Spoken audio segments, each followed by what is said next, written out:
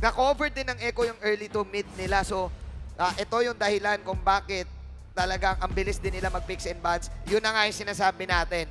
Given, ladies and gentlemen, kahit nakapikit ka pa, kahit di mo binasa yung script, alam mo ang pwedeng mangyari. Pero, ginawa na ng TNC to. May mga na-break na rin sila na streak. So, let's see as game number 1 is going to start. Magiging effective ba ang birthday buff? Joy si King Kong this time. Nakita na natin kung ano nga ba ang kayang gawin ni King Kong on this Joy pick. Sa huling beses na nakita natin si King Kong na naglaro ng Joy, nakita natin na talagang binuhat niya ng malala ang larong iyon. So di na ako nag-expect na may, kumbaga, di na ako na magtataka kung makita uli natin yun. Kung malupit, no? Malupit din. Dinobol-double niya na rin yung pagkuha ng objective. Pinapabilis. May isang bagay na gusto ko i-point out. Parang, maganda ba ang Hilda versus Rafaela? Kasi traditionally, parang hindi eh. Alam natin Rafaela, I mean, yung Hilda, hindi siya maka-invade ng tama kapag may Rafaelang katapat. And lalo na ngayon, ang pinili is Impure Rage. Oh. Dito ni JP. So, medyo pang mekus-mekus talaga yung damage siya dito. Yung Starfall, may go-hit, yung first kill, yung Light of Retribution. Kumbaga mararamdaman mo talagang bumabakat din yung damage. Tapos tumatas din yung mana regen ni JP no, via the Impure Rage. So saktong-sakto talaga yan kung gusto mo lang bumission gamit yung first skill mo. Ako naniniwala ako sa kakayahan ni Ben Hicks. Wow! Naka 22 na pala na-gusion ito si Carl. Nung panahon, yan yung nagpakilala sa kanya nung Way back when no? Season 2. That's right. Yung sinabi ni Doggy, yung gusion niya daw, parang pitong kutsilyo daw yung binabato. Oh. Imbis na 5. Parang ganon. Lugi, no? Kasi sinasabay niya yung first kill. Anyways, Lancelot, of course. Signature. Pick. Pero, uy, nanakaw ba? Nanakaw! Sanford, pag-flicker naman palayo. And so far, Echo, mukhang nakikita na nila ang early game prowess na meron ng TNC. Pero unang turtle, maglalabanan na ni King Kong at Carl. Aharap muna si Carl pero makikita siya ni Bentings. Hihilain muna ni Kuya King Kong. Si Tings ay mag-out. Looking for the electrifying beats, Rhythm of Joy, nagamit na at mukhang babalik siya dito sa pagong. Retry battle lang ating makikita. Sanji ang pumupronta. Carl TC versus King Kong. Sino makakakuha ng pagong? Mukhang si Ajay ay papasok pero mukhang kumukuha pa rin ni King Kong ang pinakaunang pagong. First blood pa, mapupunta sa TNC. Ito na yun. Ito na yun. Napakaganda nung timing doon ni Ajay. We're looking forward, really, yung pag-contest, di ba? Contest doon sa may retry battle na nakita natin. Pagka-flicker niya, na contest si Carl, na puwersa agad yung Thorn Draws at kahit pa na kapag Thorn Draws si Carl TC, hindi pa rin niya nakuha yung turtle at nakuha pa rin yung kill doon sa may jungler ng Echo. Ang ganda ng Super well done, Ajay. ganda ng tiwala ni King Kong doon kay Ajay, no? Hindi siya nag-back down eh. Kahit na humarap si Carl sa harap niya, sabi ni King Kong, aba, kala mo ba kung problema mo? Problema mo yung edit sa gilid, tumaan. At mukhang i-go pa rin ni na Ben, okay? Ben Things, makakatakas naman ang bahagya. Pero si Sanji ngayon ang delikado. May black shoes pa naman ng Valentina. Pero mukhang hindi pa niya gagamitin ito. Ben Things with a poke down. At mukhang tatangkihin niya ang damage at makakapag-deal back via the abilities. And black shoes magagamit na rin. Walang conversion na mangyayari sa laban na yon. Vision lang, sabi ni Ben. And slowly, TNC nakakuha ng 1,200 gold lead. Nanggaling doon to, syempre, doon sa kill na nakuha nila as well as doon sa turtle. This is already yung hinahanap natin sa TNC. Again, early to mid. Yan ang pinaka-critical dito sa side ng TNC. At dahil nakakalamang si Innocent ng konting gold dito kay Benny Cutie, kailangan nilang i-activate din tong Brody. Hindi pwedeng farming Brody. Oh, wait lang! It's a 1-for-1 in a 3v1. 1-for-1 ang trade na yon. Pero mukhang pumapasok pa nga si Ben Things at ititigil na nila. Outplay yon. I'm gonna call that an outplay. Pero si King Kong, papasukin mo rin nila. Carl TZ, makakatakas naman. 1-for-1 sa top lane. Pero 3v1 yun, men. Oo, agree ako sa'yo doon, men. Kahit sinong marksman ang tanongin mo, kukunin niya yun kahit na dead siya. Kasi worth it at wala pang nakuwang gold si Benny Cutie right after ng death ni Innocent. So good job for Innocent on that part. Yep. Ang ganda nun kasi na siya pa yung nakaunang makakuha ng kill bago siya namatay. So parang nakuha pa niya talaga lahat ng kailangan niya. EXP, the gold was there. But like I said, hindi pwedeng maging passive etong Brody. Kailangan i-activate to. Kailangan na magliyab ang apoy. Painitin. Carl, Well, Carl TZ goes down! At nahanap siya ni Ben Things. At dahil dyan si Sanford ngayon, kakarnihin si Ben Things. Makakatakas naman ata. What is happening? Makunat ang karne. Echo! Pare. Makunat ang karne. Tapos TNC na naman na makakakuha ng bagong. TNC ahead by 2K! Oh my God, Ben Tings! Tawagin nyo akong Ben!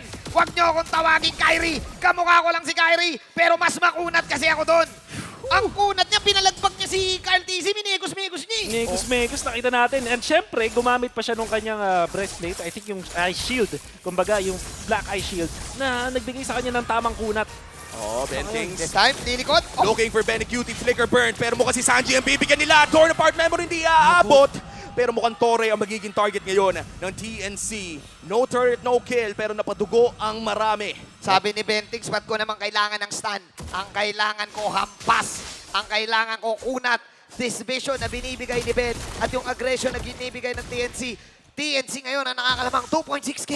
Minsan lang mangyari to, boy. Oo. Ilang beses tayong nakakakita ng mga echo game kung saan True. sila agad ang lamang. 6 minutes pa lang, mga 6,000 na Oh. ang kanilang lamang. At dahil doon, nakakuha ng tower si Innocent sa top lane. May chance ang may switch na mangyayari. But look at the camera. Nakatingin talaga kay Kuya Ben. At ngayon, activated na yung Dire Hit niya. So, medyo masakit na to. Lalo na pag tumatama yung kanyang ulti. Kaya talaga magpatumba ng mga malalambot na heroes. You have to take note. Itong si Carl TZ, hindi naman makunat. Okay. Sanji, forced to use the black shoes at magbaback lang sila ng ganung kasimple. Pero men, gusto ko lang sabihin, no, yung dire hit dito kay Bentings, ito yung mapapatanong kay bakit ang sakit nito? Tank build naman. Man, ano talaga eh. Kaya nga dire hit eh. Samahan mo pa ng si Blas na pumuputok, Chi. So talagang si Ben, confidence. Ultra confidence. Ikot-ikot lang. Minsan nga pag hinta, kahit stay ka lang sa damo, okay ka na eh. Meanwhile, susubok, medyo na-disrupt yung Echo dun ha. Oo. Sa lead na ginagawa ng TNC, nagiging careful ng Echo ngayon. Ayan na naman oh. Ayaw tigilan si Carlo. Anti-assassin daw kasi boss eh. Yun nga eh. Kumbaga, inaabangan talaga nila kung saan pumupunta si Carl at ginagamit nila ang Lilia para mag-wave clear. Pero this is the final turtle of the game. At kukontrolin ito ng TNC. Ang tanong ay, ibibigay ba ito ng Echo? Kukunin ni Ben yung Cyclone ay haharap ng onti ang Echo dito. Nandun si Ajay with the block. Tignan natin. Electrifying beats, hindi pa naman ginagamit dito ni King Kong, pero electric secured by Carl TZ. Tapos may dalawang knock-up. Ajay going for the play, makapag-flicker palayo sa baptism. Pero si Bentix ngayon ang naipit sa apat. Hindi na ata makakatakas pa. That's a kill going to the hands of Echo. Naharangan si Kuya Ben. Then again, Carl with the clutch retry. Ang ginawa dito ng Echo, nag-group up lang sila at pinotektahan si Carl TZ afterwards. And TNC, kahit maganda yung idea nung ginawa nila doon, even si Ajay, ang ganda nung kanyang initiation doon sa may backlines, kailangan may kasabay itong si Bentings. Kung nakita natin kanina na nananalo siya 1v3, hindi na pwede yun sa 1v4 ngayon ng Echo, lalo na mid-game na, kailangan may kasabay at least itong si Bentings. So maybe, utilize King Kong with Bentings para mapuntahan nila yung backlines. 3v1 scenario here for Sanford. Makakapag-dash palayo pero si Ajay ata magiging target. Tapos may Torre pa! Okay. Sanford with the outplay! Kaya ko rin, sabi ni Sanford. Kung naka-outplay kayo kanina, goods na goods din ako. This time nakakuha ng mga onting lamang ang Echo. May laban pa sa gitna. King Kong! Kamuti ka na niyang mahanap ni Sanji. 3v3 scenario in the purple buff pero magbaback off ang parehas sa kupunan. Oh, unti-unting bumabangon ang Echo doon sa early game.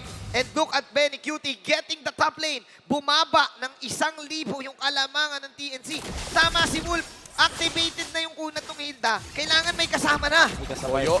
Delikado ang kanyang buhay. Black shoes lang. Simple ang kanyang pagtakas doon.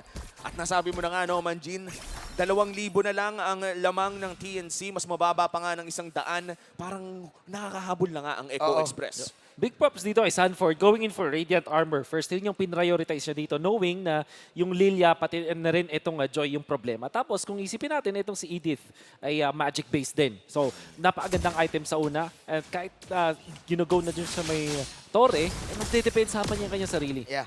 May dalawang instances na lumamang ang Echo sa fight. E tanong, gano'ng katindi ang Echo para ma-switch yun sa ultimate na kalamangan pa sa more advantages. Kasi ano yun eh, pwede mong isiping may unting butas eh. So parang gayon, na umabot sa point na parang tumabla bigla yung tsaka laban. Hindi pa nila napapansin si Benny, no? Kumbaga, hindi pa sumasama yung carry sa mga team fights ng Echo at kailangan pa rin respetuhin ang damage na nanggagaling sa isang carry regardless of the lead that you have. Dahil isa siya sa mga late game carries na tinatawag natin na talagang kayang bumakat kahit kanino. Sarap pa mag-carry, lalo na kapag meron kang Rafaela. Yung kada phantom step mo, kala mo may advance ka pang step eh. Sa sobrang bilis mo. Ganun yung effect nun. May nangyaring magulong skirmish dito sa bandang gitna. Kumuha muna ng purple si Carl. Kalahati ang buhay ng Lord King Kong. King Kong 4v1 pero mukhang Okay. hindi niya papasukin at hindi niya itutuloy. Some zoning mula dito kay Goyo at konting reset para dito sa Lord. Paramdam ko hindi nila itutuloy to, Majin. Oo nga eh, mukhang dance lang ang mangyayari. Mukhang nagkabaitan kanina. Malayo din kasi yung gold laner at saka si Bentings. Si Bentix yung nagsisplit push para sa Oo. TNC. Oo nga eh, siya yung umangat. Okay, may laban daw. Primal Rat na gamit na dito ni Ajay. Bentings doon sa may bandang likod. Bumibili lamang ng atensyon pero mukhang reset na naman sa Lord. At kailangan na nga tumakas ni Bentings dito. Ang tagal na ng Lord Dance na to. Parang Eagles ata yung TNC kasi may heal yung Rafaela si JP eh. So napupok ang TNC dito. And for TNC, yung pumronta sa kanila doon si Ajay at alam natin na kailangan yung Flicker at Primal Wrath niya which is now not available. And Echo, ang gagawin lang nila is split push gamit yung carry dun sa may top lane. Wala nang pwedeng pumunta dyan. And TNC, parang hindi yata maganda yung decision na si Bentix yung nag-long lane. Oo nga, tsaka tingnan mo yung confidence ng Echo na silang gustong binibigay nila kay Ajay na sige, i-pull mo yan. Uy. Dahil dito yung laban! All in, Innocent. Mukhang mapapasok siya dito ni Sanford with a 3-man penalty zone. Pero makapag-Primal Wrath ulit dito si Ajay. Bumabawas na ang isa. Si Sanford ay wala na. 2 for none. At buhay pa rin naman si Carl DC for the side of Echo. Goyo ngayon, hinahanap siya. Grabe na yung bawas na nagagaling. Kaya naman makakapag-Black Shoes pa. Pero si Bentix, hindi Benny. tinitigilan si Sanji. At kailangan na nga tumakas na ni Sanji sa may bandang likod. Lord kalahati ang buhay. Carl DC delikado. Makakapag-puncture palayo. Pero Bentix, hinahanap siya. Yung retry nagamit na rin at babagsak ang Young Goat. At ang Lord ata ay mapupunta sa TNC. Phoenix Army magingay dahil naka-outplay pa bukod sa Lord. Si Innocent doon sa top lane. First Lord of this game. Anong nangyari doon, Wolf? Nakita natin yung magandang pwesto mula sa TNC na sinurprise na lang yung Echo. Sinabi natin na yung long lane push mula dun kay Bentings ay hindi naging favorable para sa TNC. Yung round 2 pala, yung mas napaganda sa kanila. Dun sa bush, around dun sa my crab, yung parang L-bush na nakita nyo dyan, biglang nandun si Innocent at si Bentings na pwersa yung kill doon kay Sanford. Eventually, naka-pick off yung TNC. Pati na rin si JP ay napatumba. At dahil magkakahiwalay mga members ng Echo, di sila nakadepensa dun sa my Lord. Very good pick off mula sa side of TNC. 4-on-5 situation yon. Nag-back din agad si Innocent at tinamaan si Benny Cutie nung dalawang tore. Nakatulong pa yung tore. Akala siguro ni Benny, base na yun. First tower pa lang pala at na-eagles doon. This time, TNC will try to make use of the Lord. Pero matidepensahan ng Echo. 6K gold lead para sa Phoenix Army. Who would have thought 12 minutes in against the undefeated Orcas, may 6,000 ang 8C team against Echo. They are proving a lot of points right now. Sinabi ni Wolf to kanina eh, get that early game, we try to win the game. At ang pinaka-problem, sinabi rin ni Scholar kanina, paano natin tatapusin. Yun na, umabot na tayo doon. Lamang na ang TNC. Tama ka, Umi. This is Echo, the champions na pinag-uusapan natin. Pamilyar sa kanila ang ganitong situation. Pamilyar sa kanila pwede kumambak. Let's look at the closer look sa sinasabi ni Wolf na Elbush. Yep, ang ganda nung pag-pinch ng TNC. Nakita natin mula dun sa kanan. They also have a couple of stunts. And take note, si JP kasi hindi siya naka-purify. So yung flicker hindi nakatulong nung moment na yon. Once na ma-chain stun ng TNC, you have that elimination factor agad. Oh! Nahuli si Carl DC at si JP mapapa-flicker. Sanji Black Shoes palayo at grabe yung pagpitas na pinapakita ng TNC ngayon. Wala na namang retry holder pero wala namang objective for TNC. 4 deaths na si Carlito. 9-3. Parang galit na talaga si Bentings, pare. Si Bentings yung nagsimula nung laban na yun eh. I'm gonna take matters to my own hands, sabi ni Bentings. And now with the Dominance Ice, tapos naka-Athena Shield na rin siya. Damage received ay 76k. Ito yung hinahanap ng TNC matagal na. Last pick tong Hilda. Last pick yung Hilda na to. Nung lumabas yung Lancelot, insta-pick sila nung Hilda. And dito mo makikita, TNC really prepared for this series. Na ang tanong na lang, paano tatapusin?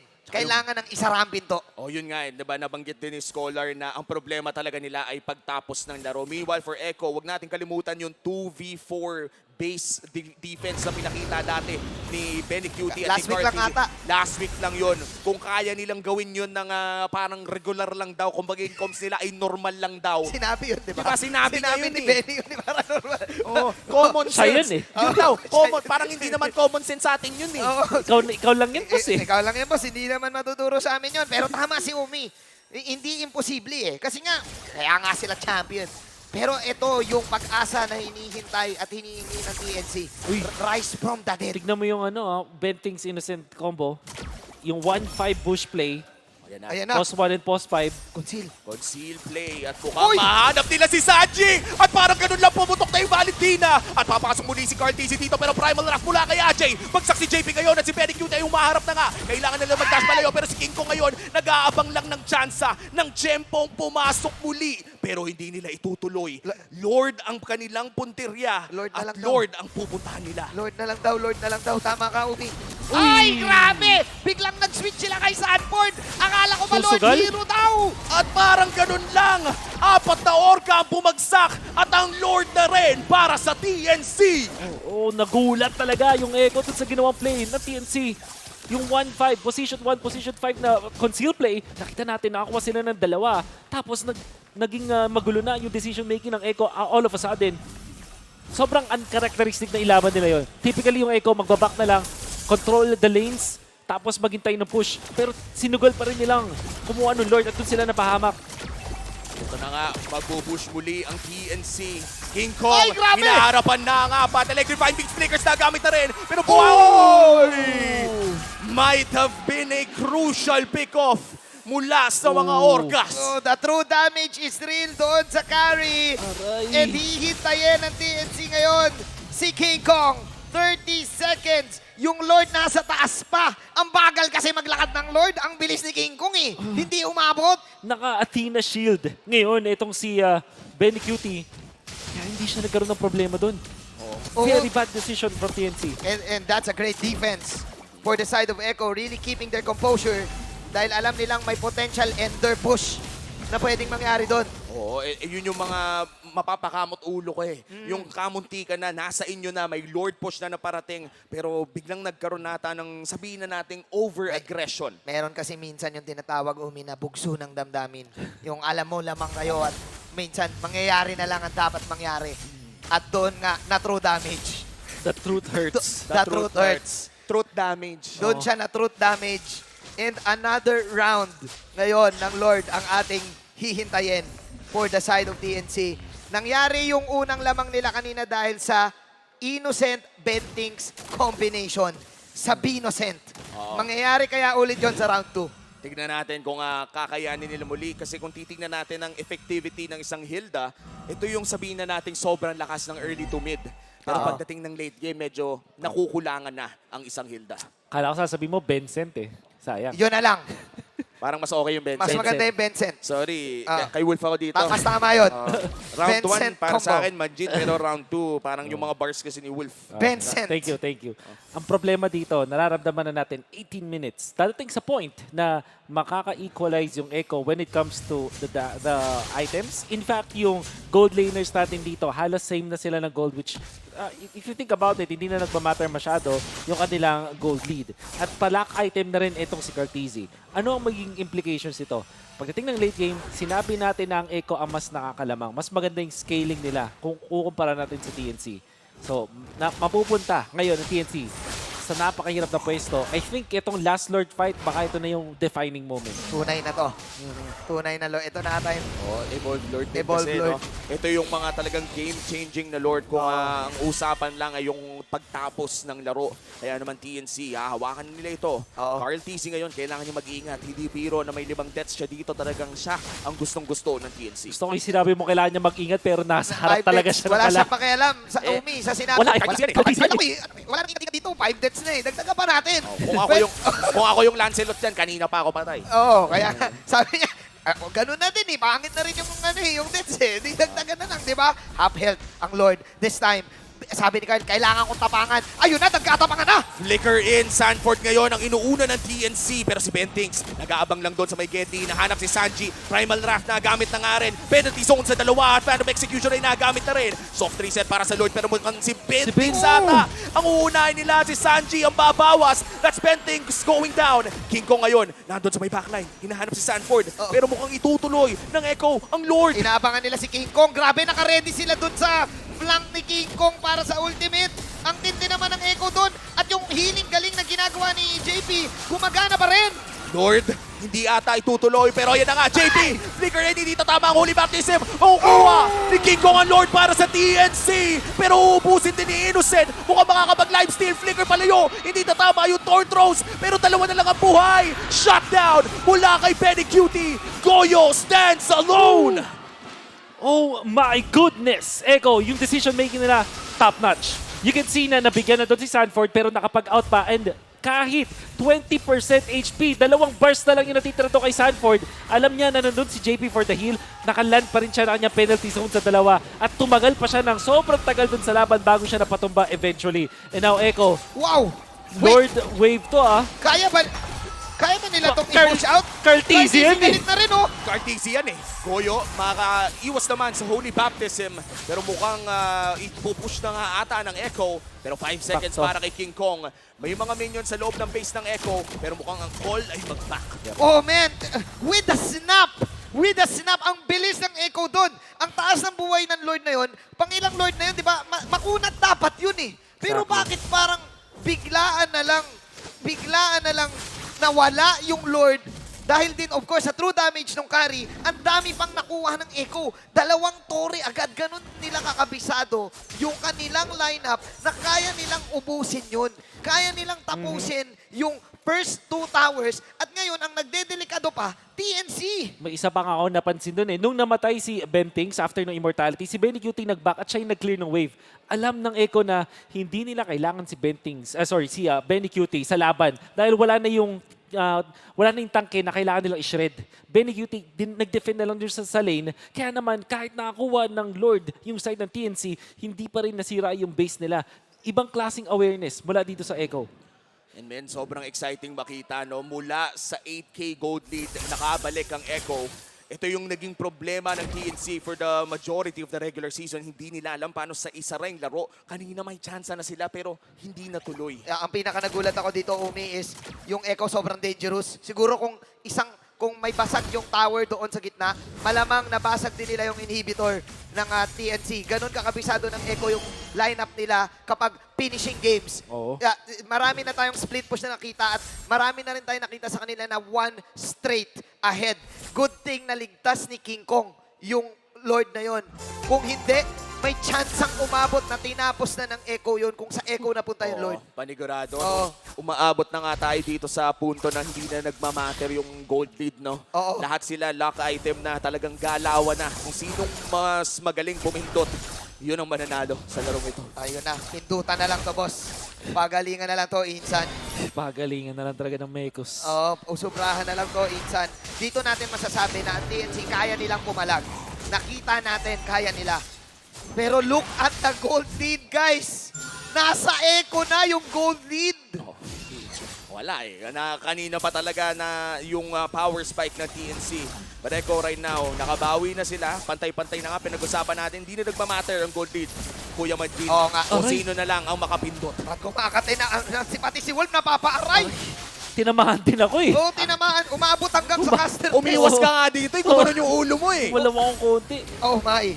Thorn Throws, pati yung nakita nating orange buff, more than enough. And of course, si Sanji, yung late game kasi ng Valentina, hindi mo masyadong papansinin, pero masakit talaga yan sa late game. Setup coming in. 20K ang buhay ng Lord. Bentix sa likod. Bentings naghahanap ng pwesto kay Benny Cutie pero hindi niya matitiis ang damage. King Kong still looking for that retribution pero si Ajay ay mapapa-primal wrath na. Flicker na consume na rin at mukhang soft reset para sa Lord. Ino-hold lamang ng dalawang kupunan ito at si Sanford ngayon ang pumupronta para sa side ng Echo. Good sa heal ni JP talaga eh. Ito yung kalamangan kapag meron ka Rafaela eh. Kaya mo yung Lord Dance. Kahit ang end ng game, mag-Lord Dance kayo eh. Goods na goods eh. Marireset yung Lord. Mag-clear lang muna si Benny, dahil alam niya rin na pwede mangyari to. Reset gaming for both sides. Ajay, susugod. Carl, nag-aabang ngayon. Okay. Kailan kaya nila itutuloy-tuloy ang Lord na to? Si Carl. RTZ, delikadong buhay niya. Torn throws, puncture palayo at may healing namang gagaling dito kay JP. Pero napasabog ni Goyo at ngayon naman Lord ang pupuntahan ng DNC. Ajay, Primal Wrath. Dalawa matatamaan ng penalty zone at si Innocent ay nakaka-free ito sa may bandang gilid lamang. Benny Cutie, matutunaw lang ata na parang ganon. walang May stun. holy healing naman pero yung baptism ay nagamit na rin. King Kong looking for the electrifying beats at sumabog na ang mga orca pero si Benny Cutie ngayon ay wala na rin. Double kill para dito kay Goyo. Apat ang wala sa side ng Echo. Eto na ang katapusan. Maisasara na